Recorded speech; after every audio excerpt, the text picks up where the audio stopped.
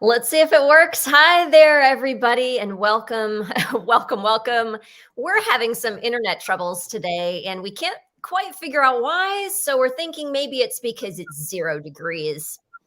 That Here. might be it. Yeah, here, where we are. Could be some It could cold be. squirrels out there huddling on the lines. They might be. The cold squirrels might just be trying to get warm next to the lines and screwing it up. We don't know. Yeah, right. So we're coming to you live today, and you might not be able to hear us or see us, but we're going to try anyway. Today We're here. We're here.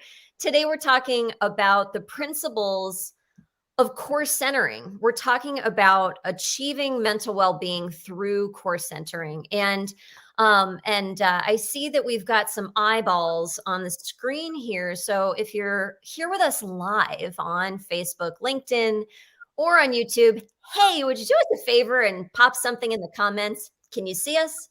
Can you hear us? That would really be helpful because we're having some internet issues today. So while that's happening, hopefully, we're talking about mental well-being, Brian, today through the concepts of core centering. And I think that this is, hey, Jack can hear us. Thanks, Jack. Awesome.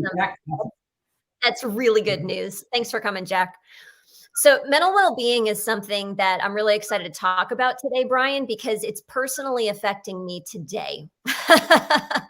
I'm making a joke, but I'm also like, I'm totally serious. This is an issue that all of us are dealing with right now in some capacity. I mean, one of the reasons that I'm dealing with it today is COVID-related stuff. My kids in school and things being canceled and people being sick and booster shots and all of these things are relevant to all of us. All of us. Hey, Claude, I'm glad you can hear us. This is really good. Thank you for putting that in the comments.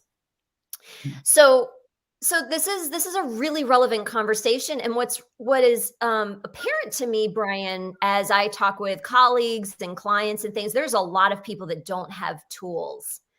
You know, there's a lot of people that don't have tools that are really sustainable for mental well-being. And we're talking about more than just coping with stress. When we talk about mental well-being, we're talking about really being able to achieve a place that feels like it's coming from the core, not just kind of a superficial patch job at the moment. So let's just talk about that for a second, Brian, this idea of being able to really change our core resonance, our core frequency. Can we talk about that for a moment?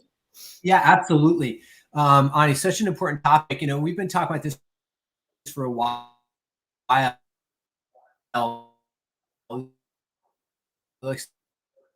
So the storm before the storm sort of thing. You know, a lot of us think that we're in the middle of a storm with the pandemic. I think we just blinked out, but is coming yet. When we think about what's happening in education, what's happening in healthcare, what's happening in organizations, right? We're looking for a pandemic amount of mental wellness issues that are coming up after we deal with these COVID issues. And the fact is that, yes, we can change our core resonance internally, and we can do it together. And this is why it's so important to do it together. You know, when research is done on like high functioning surgical teams, for instance, or other types of sports teams, and they do biometric measures on these folks. They check their blood pressure, they check their heart rate, they check their EKG status, that kind of stuff. Actually, everybody comes into sync with one another. So high operating surgical teams have the nurses, the doctors, the aides, they have the same heart rate, the same heart rhythms, the same EKG readings, the same respiratory rates. And it's almost like they all come into rhythm together in one sense of what we might call core resonance. And the core resonance is really linked around what the common functionality, the common mission, the common goal is. But everyone's physiology is coming on board together. So that gives us an indication that we can actually change our physiology. We can change it on an energetic level that then is represented in our heart rate, our EKG levels, our brain waves, all these other things. I think this is important because, as we know, a lot of people who we work with, and I'm sure this is reflective on people out there, are really concerned about making a difference in the lives of others. So, you know, most of the people we work with are actually people helpers. But even if you're not a people helper, what we're saying is you can make a big impact in your family, in your community, in your job, wherever you go, when you do some things that really help your core resonance. Like this makes a big difference in the lives of other people. That's really the take home from what I'm hearing you say. Yeah, we talked about this last week too, by the way, right? We were talking about interdependent leadership. We were talking about interdependence. And remember who said that the person who becomes a de facto leader is the one that has the most consistent resonance. Like however they show up most consistently, energetically within their resonance. So when we take the opportunity as individuals to consciously alter our own core resonance and do it regularly, then we become the de facto resonant leader of the people around. And by the way, independence is out the window now. Like this is what we talked about last week, right? It's all about interdependence. It really is. Like independently as individuals anymore. If that's not known by now, I don't know when it will be. Yeah, I mean, it's just what's happening. Mm-hmm. It's just the way things are now. It's just what's happening. And it's going to take some people some time to kind of intellectually catch up with that. It's just what's happening. So so we're talking about the core centering, idea that we teach in the core centering program, Brian, today, because there are some different components. So over the next few days, we're going to be breaking down some of the components that we teach in the core centering practitioner program. And one of the reasons we believe that this is such an important program right now is because of this idea of interdependence. And I really think it's, about people having tools, again, not just about stress relief, but about changing our core frequency because we're all resonating off of each other. Yeah. So those people who know how to shift and change that, they do become stress reduction experts in their communities. They become these sought after experts. People don't even know exactly what you're doing or why, but they know that, gosh, just go. I'll just use Jack's name because Jack's in our comments here. Like, just go call Jack, right? Like Jack will help us feel better. Jack will be able to figure it out. Every solution to every problem can really come from this place of shifting our core resonance. And there's tools to help us to do this. I think that's a really important point to make too, because as in my travels throughout my day, I hear colleagues talk about how let's just change our minds about this. And I really am taking a stand for the fact that it's not just about changing our minds. It's not just about thinking positively. We're in unprecedented times, and there are tools that we can use to help us to do this. And they're like power tools. Like, why would you go put a screw in the wall with a handheld screwdriver and take 5 minutes when you can get the, electric one and just go, bzzz, right? Like there are power tools. So over the course of the next few days, we're going to be talking about some of these power tools. What were you going to say, Brian? I was going to say what you really brought up for me, Ani, was I think we're both proponents of positive thinking, right? Absolutely. So a huge proponent. Here's the problem, though. It's really difficult to think positively if you feel terrible in your body. Right. I mean, it becomes this battle within yourself. Like, so I've worked with so many people who feel horrible in their bodies and they're trying to think, but I'm trying to be positive. I'm trying to think positive. And the thing is that your body's not changing. And eventually it gets exhausting. It gets exhausting to continue thinking positively. And then it just doesn't work. So what I say is, why not just change how you feel in your body? Right. Because that's what's driving how you're thinking anyway. It's really what's happening with our sensory base, with our interoceptive function. And that's, of course, connected with how we're resonating with our energetic systems. And we're talking about measurable energetic systems. We're not talking about some fanciful, weird, strange. We talk about energy, or we're talking about you vibrate, you resonate. Like, go have your EKG checked. That's energy right there, right? So everybody's had their EKG done. Not everybody, but a lot of people, right? That's energy. So the idea is that you can actually change that. And you can change that by doing the practices that Ani's talking about. Right. So let's go ahead and talk about some of those practices. Today, we're going to talk about self-massage. Self-massage is not only one of my favorites, it's one of my definite go-tos, Brian. I just used it this morning. I use it just about every day to really help me to shape my core resonance and to get centered. It's one of my favorites. It's one that I don't see a lot of people really knowing how to use. It's a power tool that we have at our disposal Mhm. once we know how at any moment, and we can pull it out really in any moment. I mean, even as far as being able to massage hands while we're having a difficult conversation, like it's so easily accessible, and yet I think you and I actually are like the people I talk to most of the day, most days, you and I are the only people who know this secret. It seems like a secret. I don't want it to be a secret anymore. So let's talk a little bit about self massage as a tool. Mhm. Yeah, well, the cool thing is, like, when you do this with like really high level entrepreneurs out there that are, or leader, or people in leadership that are making a big difference, and you share just a couple of self massage tools, they're like, oh my god, that is amazing, that is life changing, and they're like, why haven't I ever thought of that before? Like, it's Yeah. like right here, and we can do, there's shiatsu points on the body, there's acupressure points on the body, there are other energy system points on the body. You can do deep tissue, you can do trigger point, you can do effleurage, you can do petrissage points on your system, right? There's it's as many different ways you can imagine doing self massage to help create a certain effect in your body. Like, that's accessible to you. And what we love doing is getting it streamlined as possible, giving people the biggest bang for their buck in order to create the biggest change possible with the shortest amount of time and investment for them. But when we're on I could talk about this all week, by the way, so I'm trying to really kind of streamline my thoughts.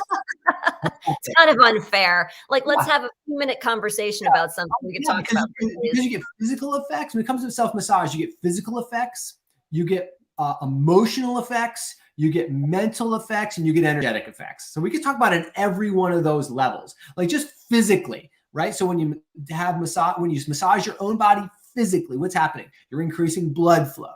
You're increasing what we call endorphin release in the body. You're softening muscle tissue and softening trigger point. So you're decreasing pain. You're creating more flexibility. That's just what's happening physically, by the way, in your system, right? So emotionally, of course, there's molecules of emotion in our body. So our emotions are linked to chemical and molecules in our system, and the endorphins and some of the other chemicals that are involved with massage will actually shift how we feel emotionally, which then helps to clear our thinking. Have you ever had a headache before? Okay, and how well do you think when you have a headache? After you have the headache, how well are you thinking then? Probably better. So just massage helps us, again, to clear up our thought processes. And then energetically, of course, we have different vibrational and coherent or resonant frequencies that occur as we change what's happening in our physiology as well, be it blood flow, be it the way that piezoelectric energy flows through our system. Again, I could keep going, but we have to understand that simple massage techniques always affect us on a multiplicity of levels of our human experience. So I think a lot of people know that massage can help to decrease stress. A lot of people go get massage, but doing self massage doesn't occur to a lot of people. And we also don't see, I think a lot of people don't see benefits beyond just getting a deep breath in the moment, Brian. But doing self massage, especially when it's a tool that we can pull out whenever we need it, actually can help us do things like improve resilience, improve focus, improve communication, and all kinds of things like that. Compassion, empathy, listening. Yeah, lots of things. Right. So it help. One of the things that I just want to point out is doing self massage can help improve any relationship.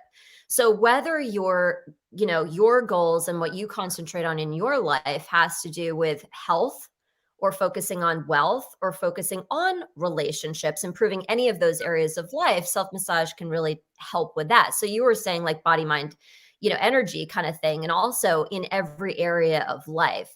Just I'll use myself as an example. Because of COVID stuff this morning, it was a very stressful morning with the family, and I took some time to do self massage. And then I was able to have a better conversation with my clients this morning rather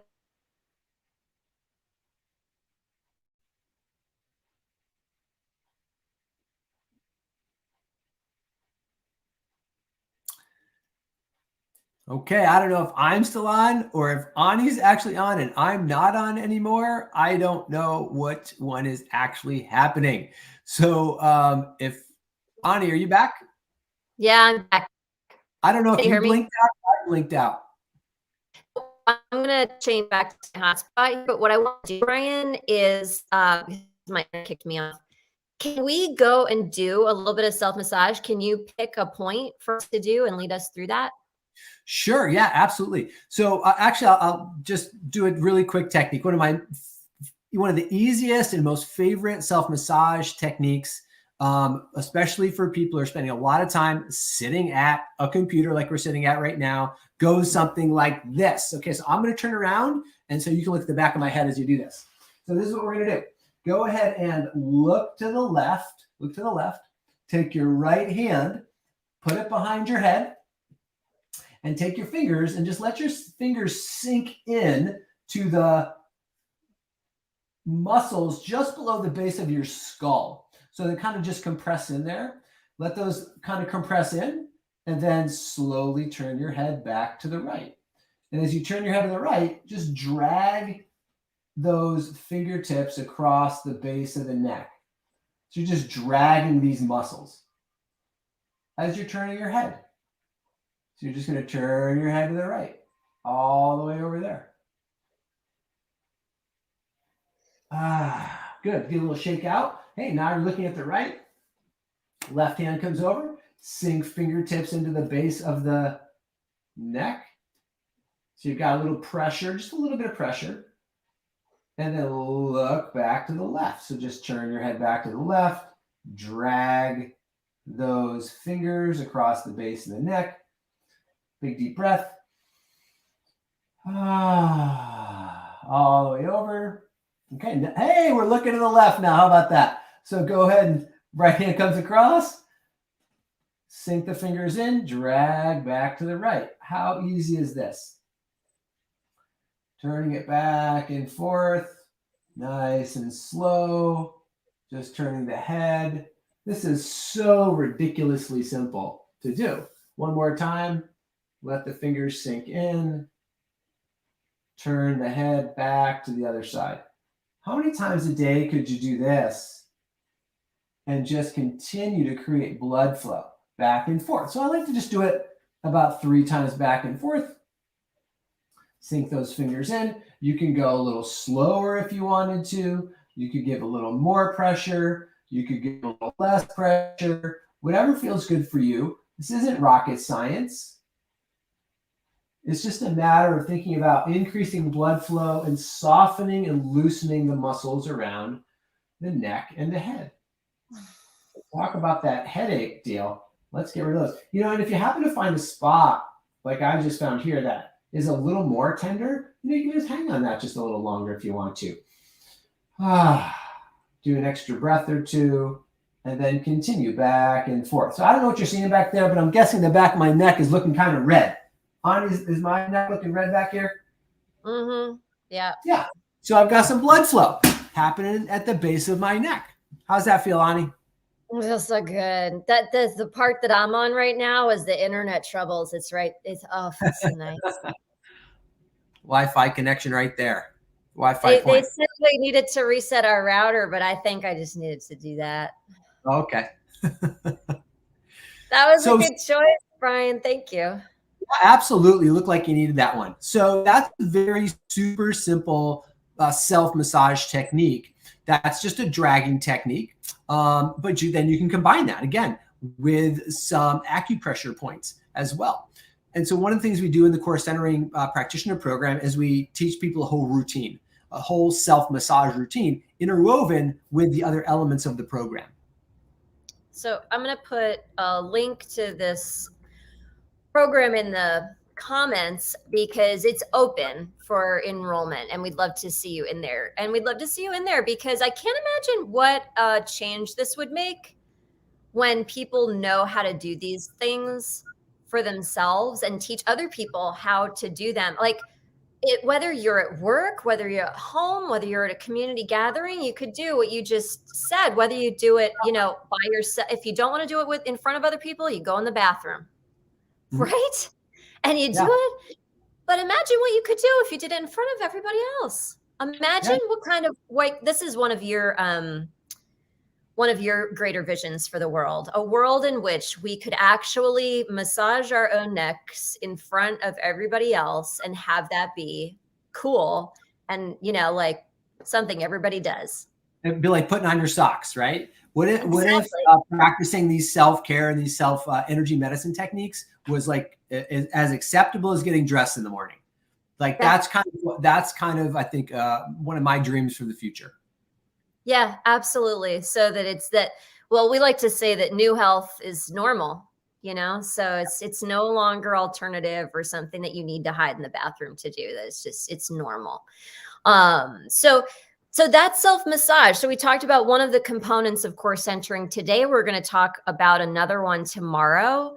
And I'm feeling even really excited for whatever challenges tomorrow's stream brings us. Mhm. Now, Brian, I'm not, that's not cheeky. Like I'm actually, like, I feel so good. So, and I hope you do too, whether you're watching this live or watching the recording. I hope that self massage technique was cool for you as it was for us. And we'll be talking tomorrow about another component of the core centering program.